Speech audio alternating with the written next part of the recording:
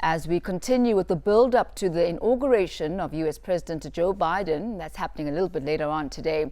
Let's hear from a Republican joining us live from Seattle, Anthony Hemstad. A very good afternoon to you. Thank you so much for joining us. Thank you, Thami. Very good to be here. Now, Anthony, perhaps let me give you a moment to reflect on your assessment of Donald Trump's legacy. Okay, well, Donald Trump is going to have a very complicated legacy, and many words come to mind in thinking about that, and many of those are negative, unfortunately. Divisiveness, chaos, self-centeredness, incompetence, racial unrest, false conspiracies.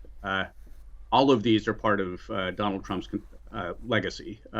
But perhaps the most important legacy is that it proves the resilience of American democracy and the brilliance of our founding fathers that put together such a robust system of checks and balances.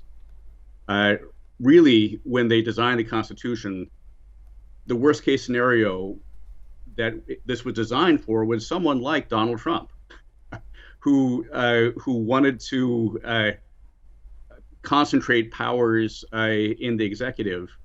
And American democracy has been able to withstand this stress test, at least so far.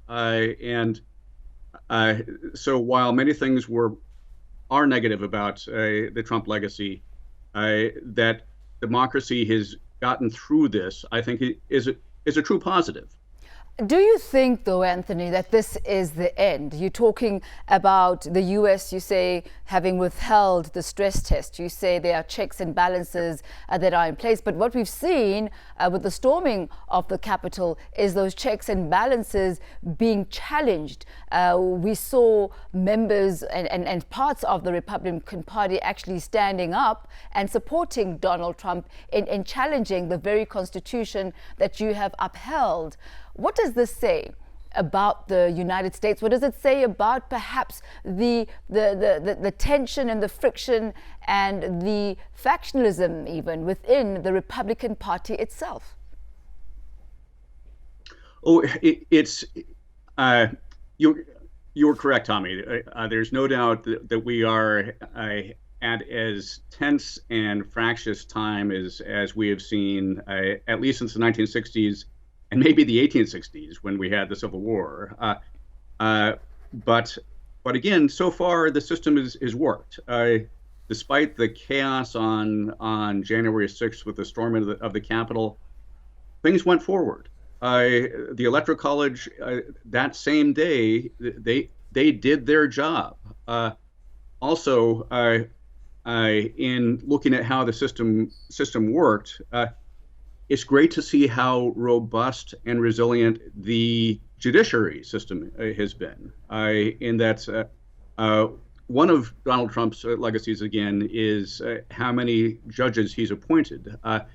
3 Supreme Court justices, hundreds of other justices at federal levels. And Trump was probably hoping, or he was definitely hoping, that these justices were going to be loyal to him and what he was pushing.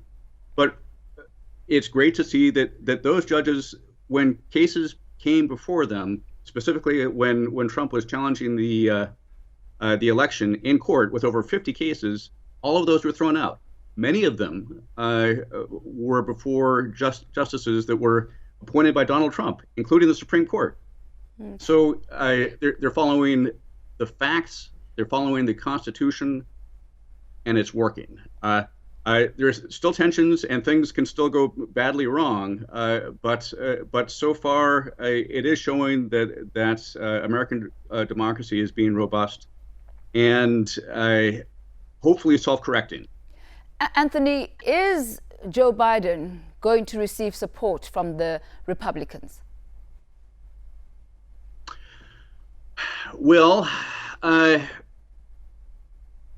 some. Biden will have to work out and reach out to Republicans and find those things where there can be common ground on. He certainly will not give get support from all Republicans. As you mentioned, the Republican Party is very fractured in itself. There are a variety of different groups there. I think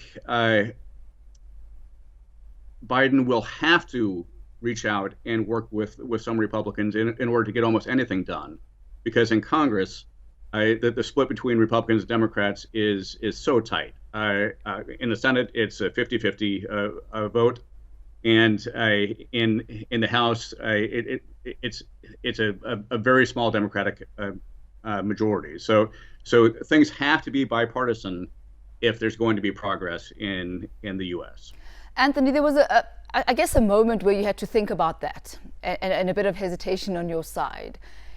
Is the Republican Party going to make it difficult for Joe Biden to actually do his work as president? Already we've seen that there hasn't been a proper handover, with the Trumps refusing to give them any sort of handover. Donald Trump is not going to be at the inauguration, and there are reports coming out that Mike Pence says that there are some challenges and he may not be able to attend the actual inauguration. Is there actually going to be a systematic effort to frustrate the incoming president? I certainly hope that that is not the case. In that the United States has a long history and tradition of peaceful transitions of government, of one government really trying as hard as possible to make a smooth transition. That's in the national interest, and hopefully as many people in Washington, D.C. will be doing that as has happened in the past. Certainly, there will be individuals who do not want to, and clearly, Donald Trump has not been helpful in this at all, and that is a stain on his legacy as well. In that, really, this is a time when we should be looking at national interests, what's best for the country, and smooth transition is what is best for the country.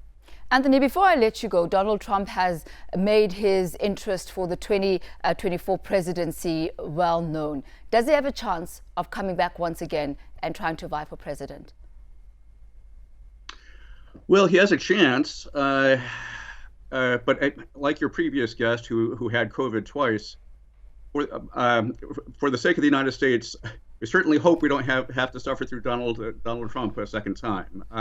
It was very harmful to the body politic in the U.S., and it would be even more harmful to have another case of a Donald Trump presidency. Anthony, thank you so much for your input today. Thank you for the conversation and the insight as to what's going on inside the Republican Party there.